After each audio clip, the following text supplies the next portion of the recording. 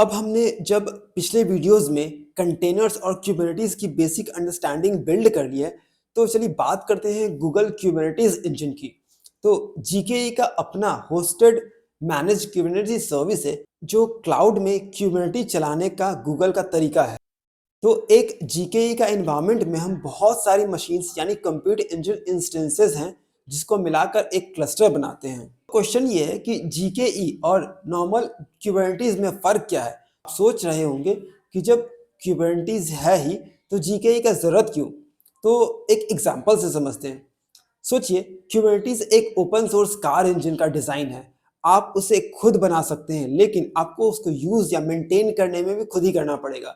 तो जीकेई गूगल द्वारा बनाई गई एक पूरी कार है, जिसमें वो इंजन क्यूबरनेटिस लगा हुआ है। और सबसे बड़ी बात, इस कार की सारी हेडेक मतलब सर्विसिंग हो गया, गूगल खुद करता है। तो जीकेई आपके लिए एक पूरा कंट्रोल पैनल क्लस्टर का ब्रेन मैनेज करता है। आपको टेंशन लेने की जरूरत नहीं है कि कंट्रोल पैनल कैसे चलेगा, कैसे अपडेट होगा, या कैसे फेल हो गया तो क्या करना पड़ेगा।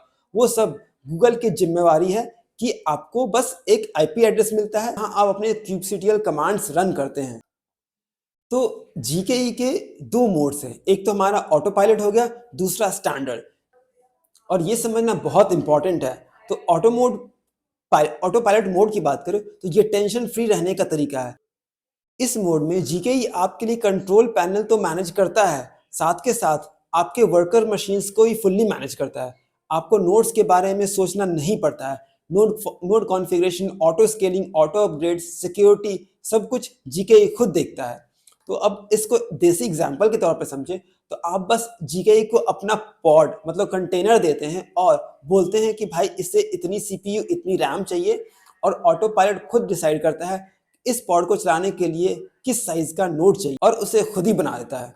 तो ये होता है ऑटो मोड में, ऑटो पायलट मोड में। और ये होता है optimise for production, strong security posture, क्योंकि गूगल खुद मैनेज करता है और गूगल अपने हिसाब से ऑपरेशनल एफिशिएंसी को मैनेज करता है। अब बात करते हैं स्टैंडर्ड मोड की।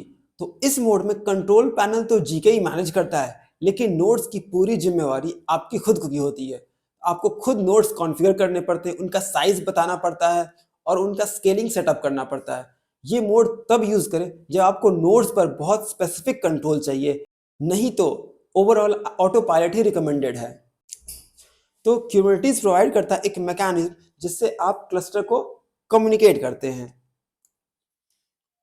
तो इसमें होता है कि आप एप्लीकेशंस को मैनेज कर सकते हैं, डिप्लॉय कर सकते हैं, अपना क्यूबरनेटिस से रिलेटेड एडमिनिस्ट्रेशन टास्क क्रिएट कर सकते हैं, परफॉर्म कर सकते हैं, पॉलिसी सेट कर सकते हैं, और वर्कलोड हेल्थ मॉनिटर कर सकते हैं।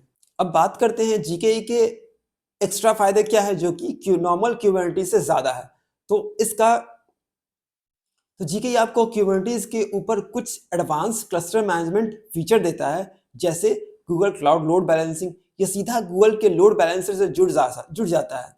आप अलग अलग तरह के नोड्स के ग्रुप बना सकते हैं, जिससे फ्लेक्सिबिलिटी के लिए यूज़ कर सकते हैं। ऑटोमेटिक स्केलिंग, आपके क्लस्टर को नोड काउंट अपने आप कम ज़्यादा ज़रूरत के हिसाब से हो जाता है।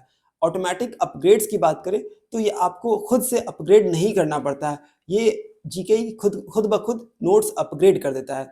नोट्स ऑटो रिपेयर, किसी रीजन से अगर नोट फेलियर हो जाए या फिर अनहेल्दी हो जाए, तो गूगल खुद ही रिपेयर करके या फिर डिलीट करके एक नया बना देता है। और सबसे आखिरी में लॉगिंग मॉनिटरिंग, आपको गूगल क्लाउड ऑब्जर्वेबिलिटी के लिए पहले से आपका फुल्ली इंटीग्रेशन मिलता है, आपको अलग से कुछ मेहनत नहीं करना पड़ता है। अब बात करते हैं कि जीकेई क्लस्टर क्रिएट कैसे करें। तो इसका एक बहुत सिंपल सा कमांड है, जी क्लाउड कंटेनर्स क्रिएट, जो कि हम आने वाले टाइम में लैब में देखेंगे। तो इससे वन लाइनर कमांड है, जिसे हम जीकेई कॉन्फ़िगर कर सकते हैं, और डिटेल में हम इसको लैब में समझेंगे।